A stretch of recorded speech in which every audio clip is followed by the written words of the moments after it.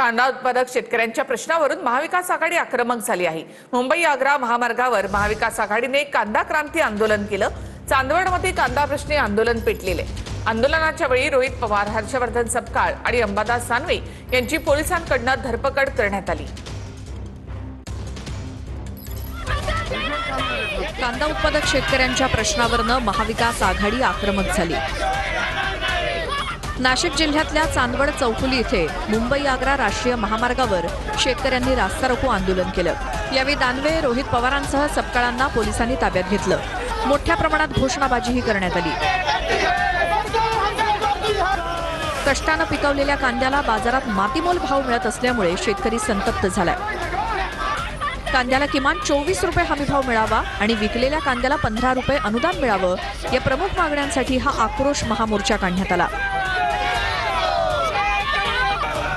या प्रमुख मागण्यांसाठी हा क्रांती महामोर्चा काढण्यात आला। या मोर्चात काँग्रेसचे प्रदेशाध्यक्ष हर्षवर्धन सपकाळ, ठाकरेंच्या शिवसेनेचे नेते अंबादास दानवे, शरद पवारांचे आमदार रोहित पवार, शशिकांत शिंदेंसह हजारो शेतकरी सहभागी झाले होते।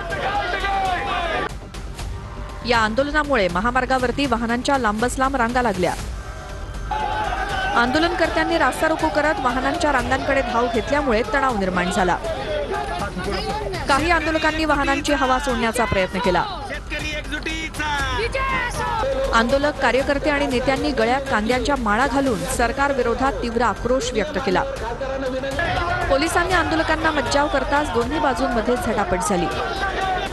पोलिसांनी धरपकड सुरू करत रोहित पवार, शशिकांत शिंदे, अंबादास दानवे आणि हर्षवर्धन सपकाळ यांच्यासह अनेक आंदोलकांना ताब्यात घेतलं। ये सरकार हमसे डरती है, पुलिस को आगे करती है। शेतकऱ्यांच्या मागण्यांवर चर्चा करण्याकरता सरकार तयार नाही। सरकारने दिलेले आश्वासन जे आहे ते पाळायला देखील सरकार तयार नाही। आपण जे आंदोलन महाविकास आघाडीचे सर्व नेते आणि शेतकऱ्यांनी मिळून इथं केलं, शेतकऱ्यांच्या मुलांनी, मजुरांनी सुद्धा केलं, याला कुठेतरी घाबरून मुख्यमंत्री, पणन मंत्री आणि कृषी मंत्री उद्या दिल्लीला जाणार आहेत। या शेतकऱ्यांच्या प्रश्नासंदर्भामध्ये आणि डिझेल पेट्रोल भाववाढ वगैरे या प्रश्नासंदर्भामध्ये 100% बैठक करण्यात झाल्यानंतर मुंबईला लॉंग मार्च हा महाविकास आघाडीतून काढणार।